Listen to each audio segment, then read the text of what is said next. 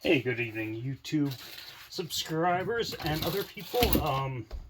So today I'm starting a bit of a project. It's this Super XL-130. Now this saw, it did run fine.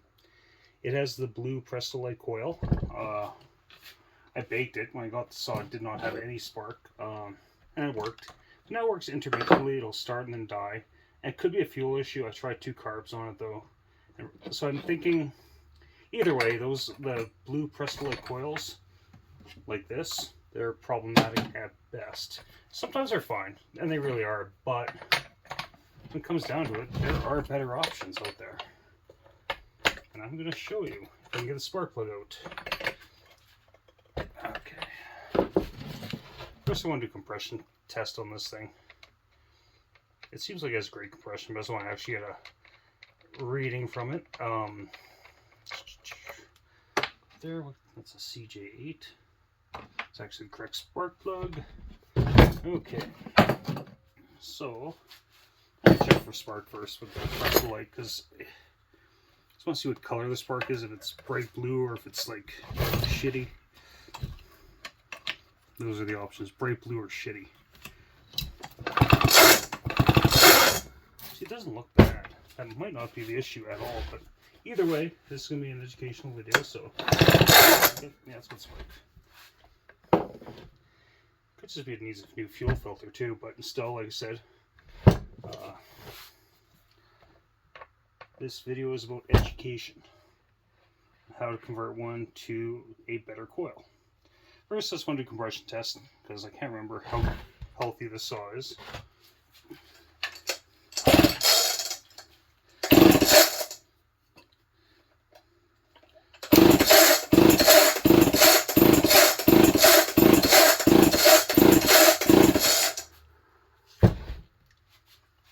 So it's, just tighten that a little more. Try that again.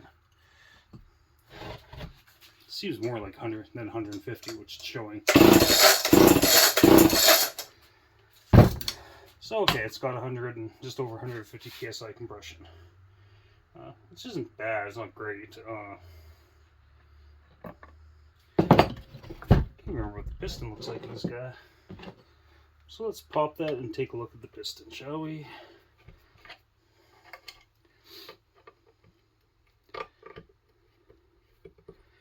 $150 is on the low side. I mean, it'll run perfectly fine at 150, but expect it to be a little higher. It feels a little higher. Well, it feels like it has great compression, but who knows? That don't mean shit, right?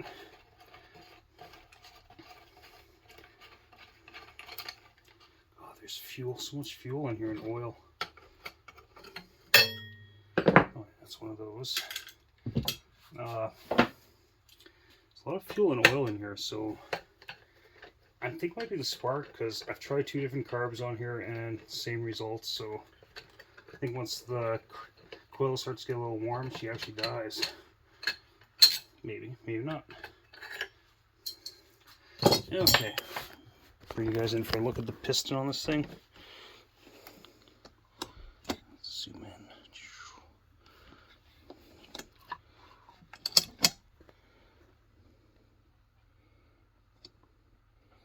So yeah, I mean, there's some, this thing was obviously ran rich, but it is quite healthy. See if you can see the bore in there. The cylinder looks fine. Yeah, there's nothing wrong with this saw. I mean, like, compression's on the low side, but then again, I haven't ran this in a long time, so it could be a situation of there's not much oil in the cylinder. Or the saw could have ran lots and rings are a little worn, but who knows? It is what it is. That's another thing with these saws. They vary greatly. I've had some with like compression like this that look great, but I've also had some that look great, about the same, but they have over 190 psi. So, go figure, right? Who knows? But either way, we're going to convert this bad boy to a husqvarna coil. Hopefully it runs after. So it could be a fuel issue. I might check the fuel filter, because maybe there's some crap in the tank and the filter got all clogged. Okay, so as you can see, blue coil of death. I'm going to take that off. I'm going to pause you guys and then I'll bring you guys back. Hey, we are back. So this is a coil for like husqvarna 55, 257, blah, blah, blah. First thing you have to do, unless you want to take the whole saw apart, is you got to take off the spark plug boot because you got to feed that through the engine side. Okay? Another thing you need to do is the bolts holding on the original coil were short like this. You need something slightly longer like that. Okay? I'll bring you in here in a second. I just gotta find a screwdriver.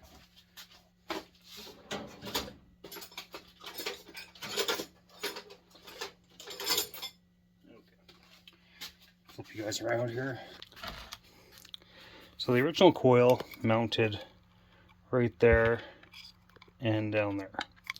Now the new coil is not going to mount there. Well, it's going to use this screw right here, and then you're going to drill and tap a new hole right in that little tab right there. Where's that coil? So yeah, that's going to sit essentially like so. Just like so. Easy peasy. So first thing you gotta do is take this screw, because that's why you need the longer screw. It's gonna, it's hard to do this with one hand. Oh Jesus! Yeah. So you're gonna have to take out that screw. Easy peasy. Should clean this saw up more, but whatever. It is what it is. Okay, so that doesn't matter now because we're not actually mounting it.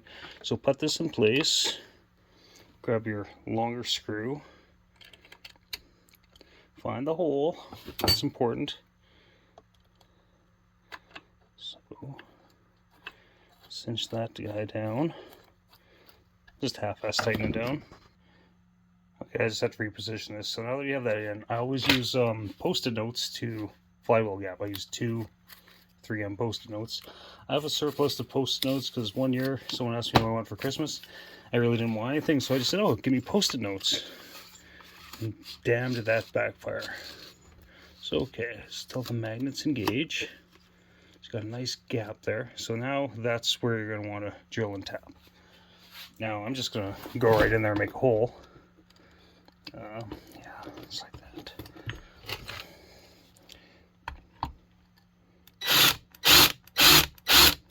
You could mark it and then do it after, but why?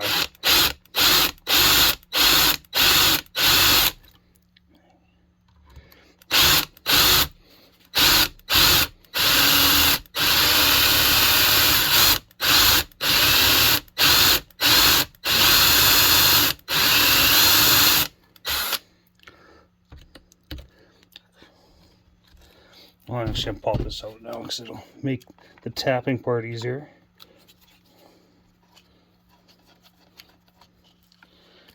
Pull that guy out of there. Pull out, pull out. Okay.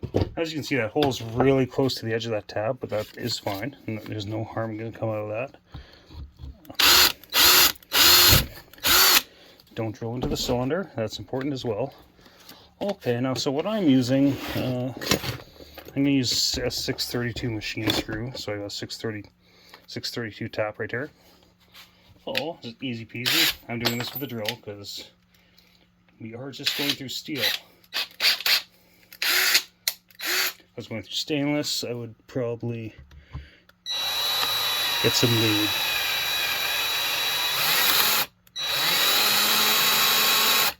Okay. That is drilled and tapped. There's this little crap here. Sorry, I have to vacuum for a second.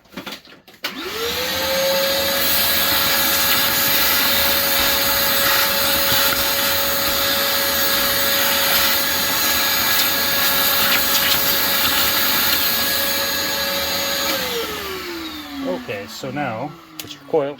Oops, your coil on there. Drop that down through there. I'm actually pretty sure these are Those aren't 632, are they? No, they're number 8s. Probably 832. Anyways, doesn't matter. Okay, so get your coil on. Trusty Post-it notes. Get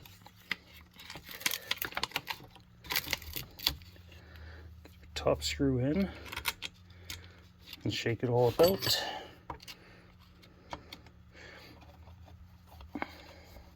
So if you have an older one that has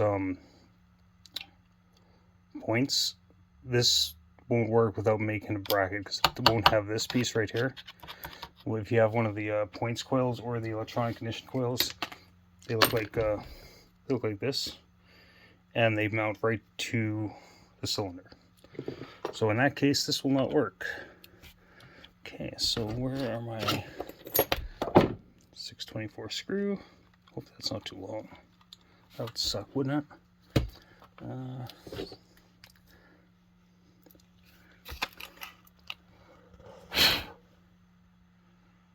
It's the whole way down there. Okay. Loosen that top one off. There we go.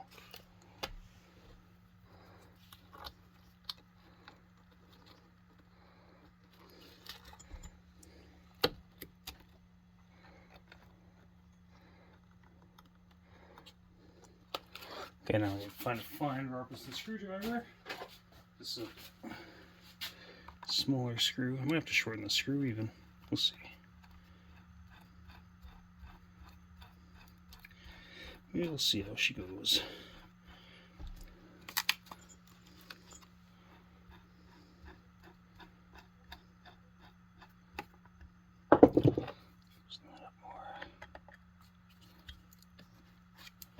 Okay, just pause you guys for a second here. I just gotta do a little tweak here. Okay, welcome back. So I thought I screwed up where that hole should actually be, which would have been bad, but I would have enlarged the hole in that case and not shown you guys, but I don't think it's an issue. Well, it's one of those things, we'll either have spark or we will not, right? Am I right or am I right? Now I used the 1/8 drill bit. You're actually supposed to use a 7/64 for 632. So I'm trying not to over tighten it too much because it might just spin in there. There we go. Make sure that one's nice and tight. Okay, pull that out of there.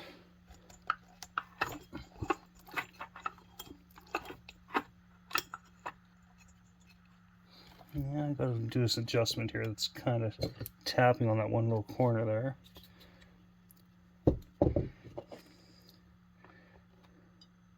Gotta kind of cock it out.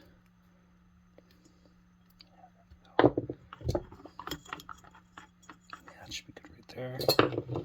That should be perfect. Okay, that's tight. That's tight. Get this reach. Not reach, will it?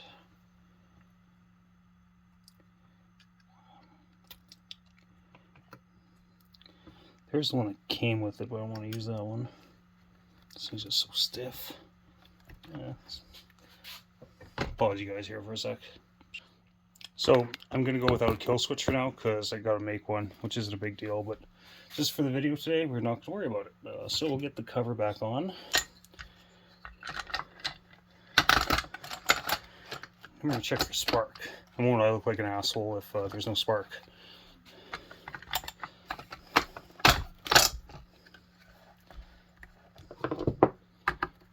So I was talking to Smitty one time, and he was saying how the Super XL-130s had better cylinders than the XL-76s. Sometimes I think what he's encountered is stuff that's been swapped in the States, because all the ones that come in Canada always have the same part number of the cylinder, and it's always the same as this one, which is a 67124. Like, they're all seem to be that. Like, I should get him to explain that, because I really don't understand, actually, because they all seem the same to me. Everyone I've pulled apart, and I've pulled apart dozens of these motherfuckers.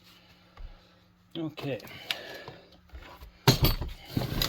Get the insulator boot back on. Lube it up with saliva. That went on pretty good, actually. Okay, so now we have that. The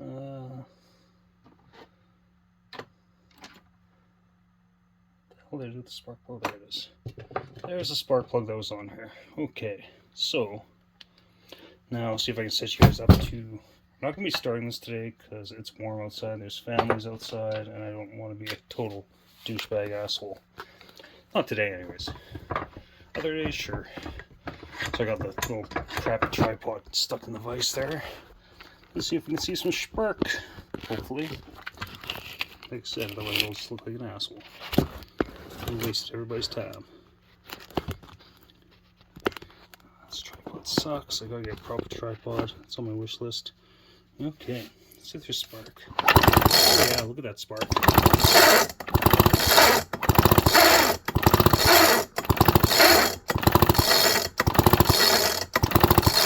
That is a nice strong spark. So and like I said, I'm not gonna start it today, or maybe I will. We'll see. But yeah, so it works. It's actually a simple conversion. All you need is a 1/8 drill bit. You could use 832 or 632 drill and tap.